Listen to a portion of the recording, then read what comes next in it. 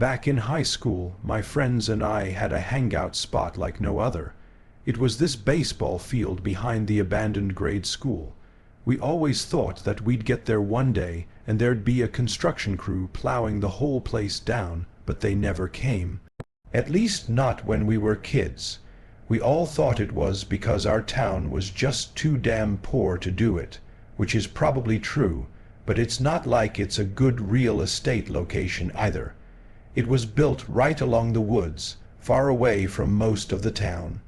It was essentially in the middle of nowhere, just like the rest of our town.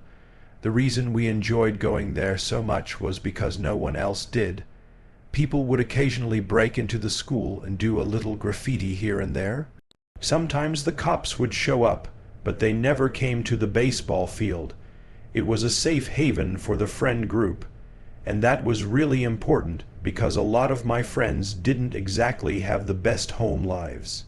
Especially one of them, Tim. His mom would always call the cops on him for whatever reason she could possibly conjure up that day. Yet, when we were at the field, there was nothing they could do.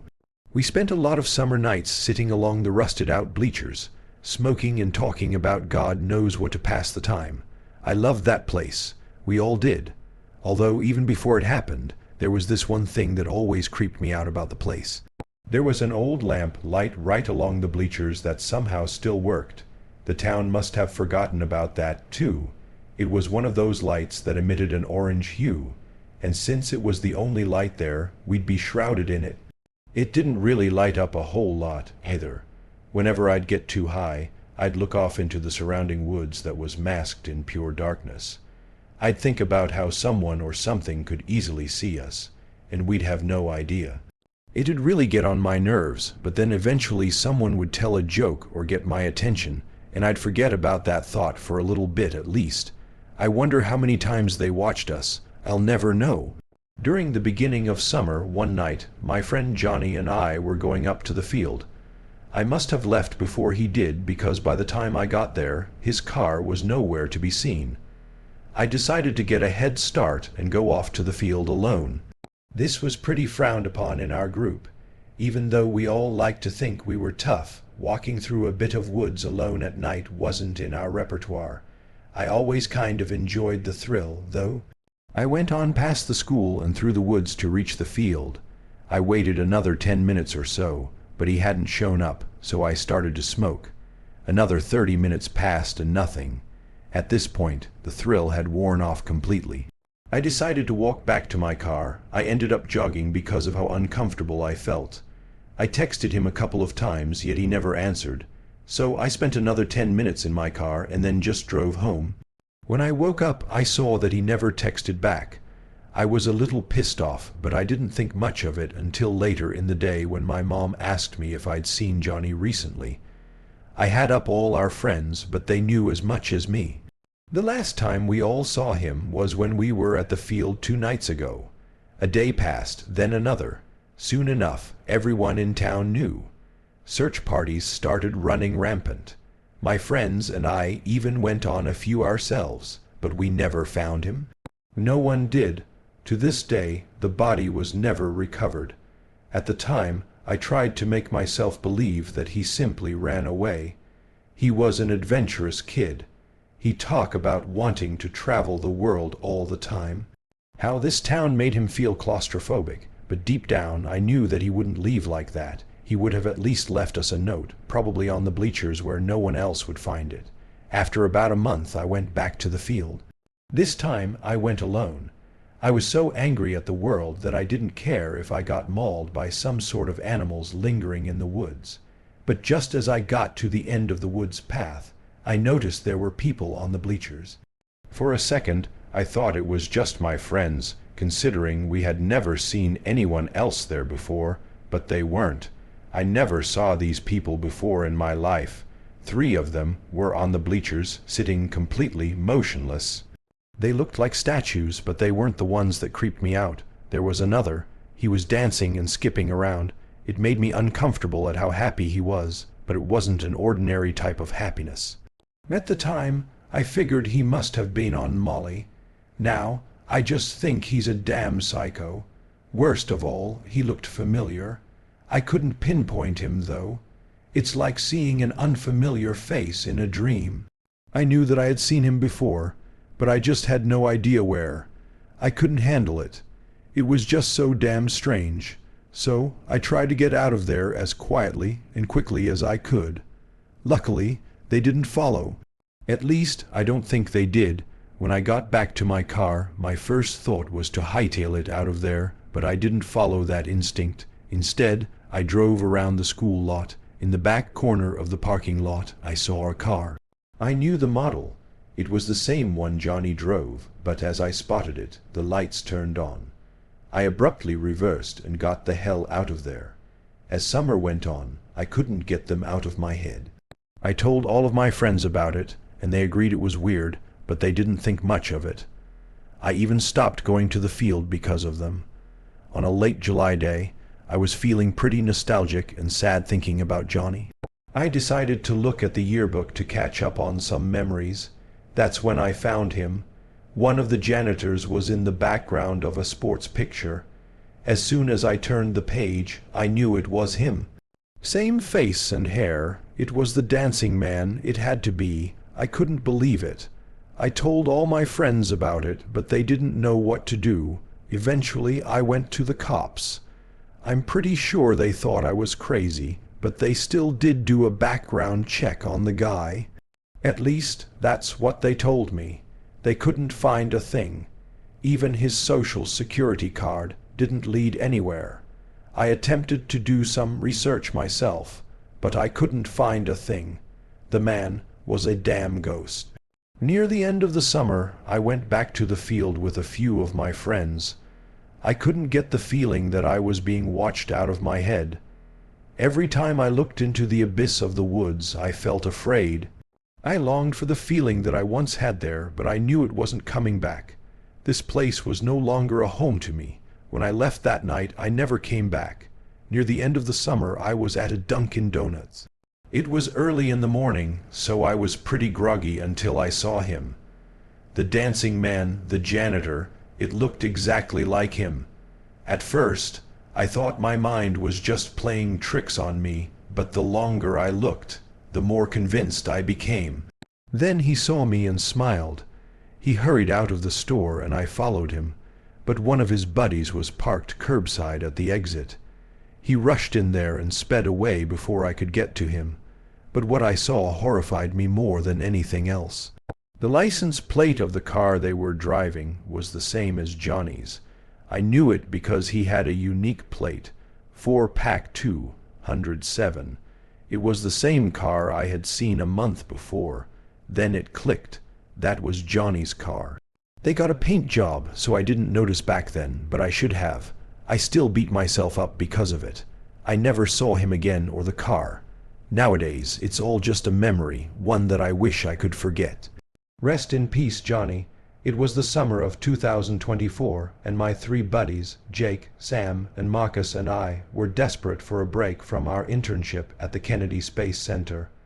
We'd been buried in rocket data for weeks. But as star geeks, we craved a night under a pristine sky. We pored over light pollution maps and Google Maps, zeroing in on a remote clearing deep in Tate's Hell State Forest, a swampy, desolate stretch of Florida's panhandle. The name came from an old legend about Tate, a settler who vanished in the swamp in the 1008. Hundreds, supposedly cursed. We brushed it off. Ghost stories were for kids. We just wanted stars. Our safe haven was an erem, a cozy cabin near Apalachicola, about 30 mi from the forest's edge. After work that Friday, we piled into my Tesla Model Y and Marcus Mustang, loaded with blankets, snacks, and a telescope. No camping gear since we'd been sleeping back at the cabin. The 7-hour drive from the Space Center was grueling, and we hit the erem late, dropping our bags and grabbing a quick snack before heading back out again. The final stretch into Tate's Hell was brutal. Narrow dirt trails twisting through dense pines and murky wetlands, and the air thick with cicadas and the occasional splash of something in the water. With no cell service, we used walkie, talkies to stay connected between cars with their crackles cutting through the dark. Around 2:00 a.m. we reached the clearing, tired and buzzing. The sky was unreal. The stars were blazing like they were close enough to grab. We spread out blankets, set up the telescope, and dove in.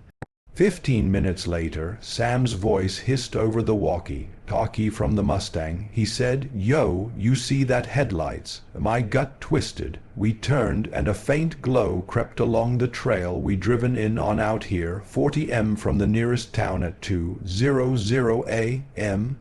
In a massive forest. Nobody's just passing by. Whoever was out there was trouble.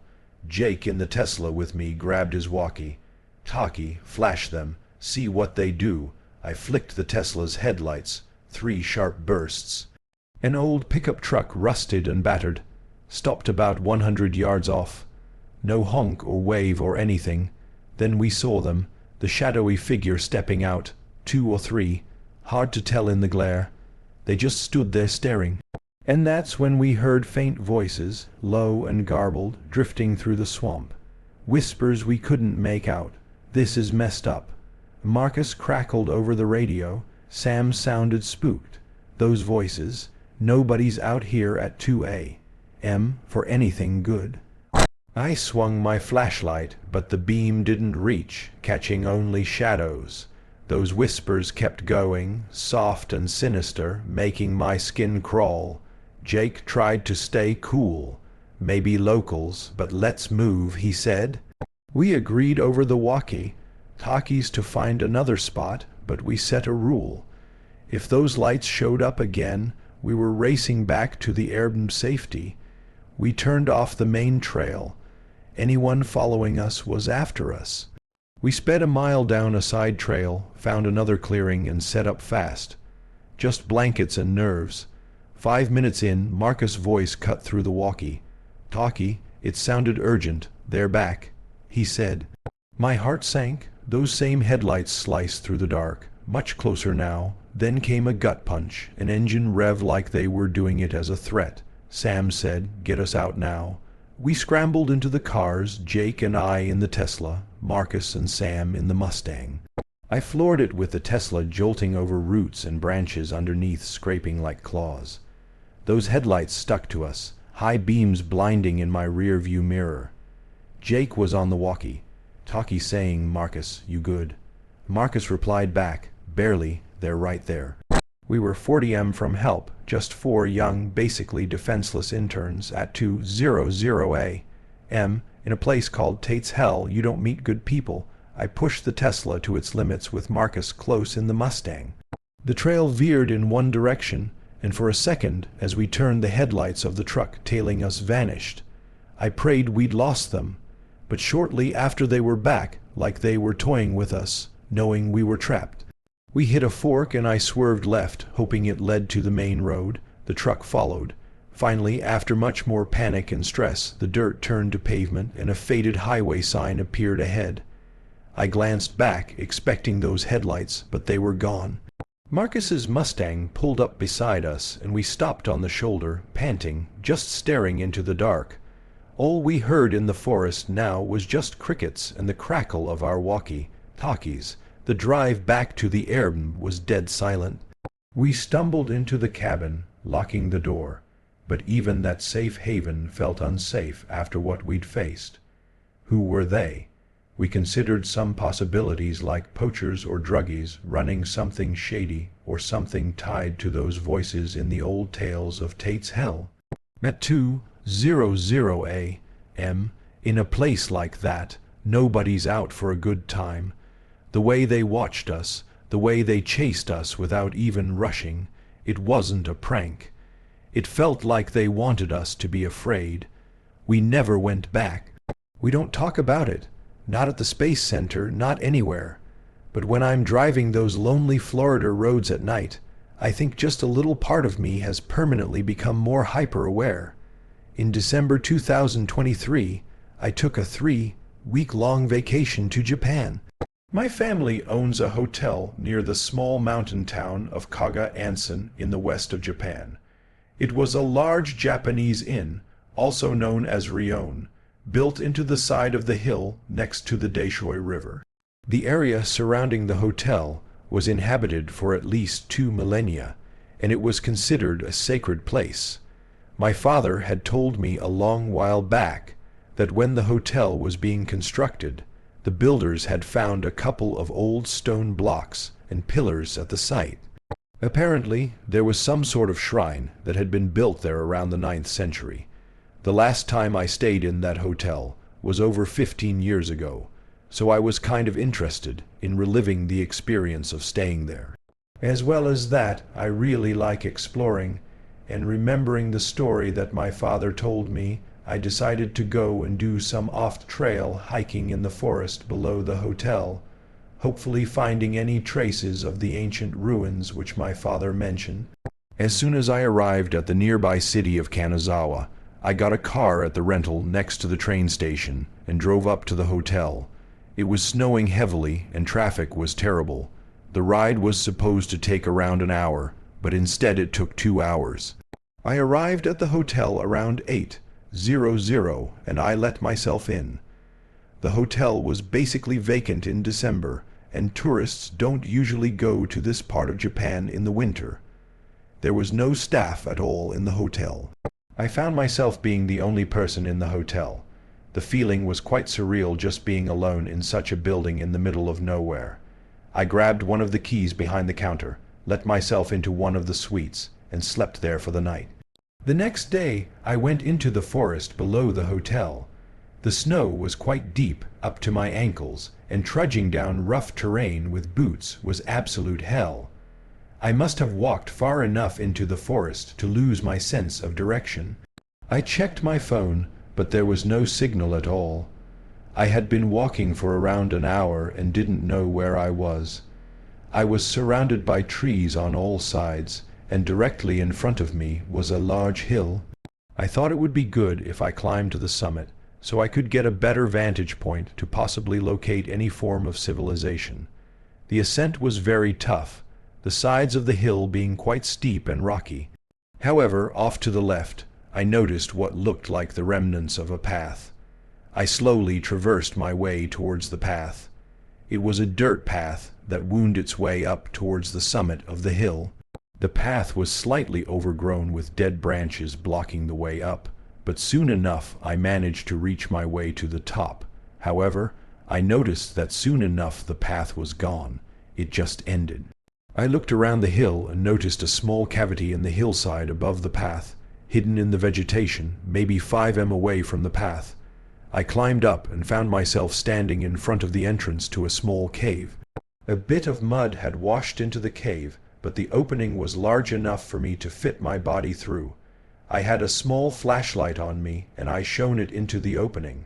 I could see a small alcove in front of me with another small opening to the left. As I entered the cave, a certain smell hit me. I don't know how to explain it, but the best way to describe it is that it smelt like an animal at the zoo. The alcove in front of me was bare, except for a large rectangular block of stone placed right in the middle. As I walked deeper into the cave, I found myself in a large stone chamber. There were 2 other side tunnels that ran from this chamber, but I didn't explore them. There was yet another rectangular stone block, but this time it was on the far side of the chamber and looked to be hollow. I got up close to the block, and to my utter shock, there looked to be human bones inside the block. Surrounding the bones was a long piece of steel and a bunch of old bronze coins, the ones with a square hole in the center. I just stood there in a mix of utter shock and disbelief. I reached down and picked up one of the coins. I don't know why I did it, just instinct, I guess. The coin was old and corroded, but some characteristics were visible on it. Before I could examine it closely, I heard a loud crash come from deep within one of the side tunnels. I quickly pointed my flashlight towards the origin of the sound. The animalistic scent got stronger, making the air feel toxic. I, for some reason, grabbed the long piece of steel resting amongst the bones and held it in front of me with one hand as a weapon. The light of my flashlight made it easier for me to see that the long piece of steel looked to be the remnants of a long blade. I started backing away towards the entrance. The smell was different this time. I could smell smoke under that overwhelming stench. I could hear a rhythmic thumping originating from deep within the tunnel. It sounded like someone banging on a drum. That's the point where I lost it. I ran out of the cave back out towards the opening. As I ran out, I swear that I felt the entire cave vibrate and shake. I jumped out of the entrance onto the slope below and tumbled onto the snowy ground. I had dropped the blade on the snowy ground, but I didn't care to pick it up. I kept on running and running down the slope, crashing through dead twigs and branches.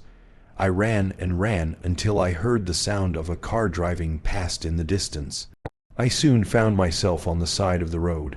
I let out a sigh of relief as I collapsed by the side of the road. I managed to flag down a passing car. The driver was first reluctant to let me in, but after seeing how distressed I was, he did. Through some conversation with the driver, I found out that I was quite far from the hotel, around 4 miles. Soon enough, I arrived back at the hotel. I went back to my room, packed up everything, and got in my car. I didn't feel safe being the only person in the hotel. I drove back to Nozawa where I stayed for the night. This story has a follow-up, though. When the hotel was up and running in February, I got a text from my father. He told me that someone had broken into the hotel through one of the first-floor windows. Surprisingly, nothing was damaged or stolen except for the front door of my room, which was smashed wide open with some sort of blunt metal objects. I don't know if this is connected to my experience, but I am definitely not going to be staying at that hotel ever.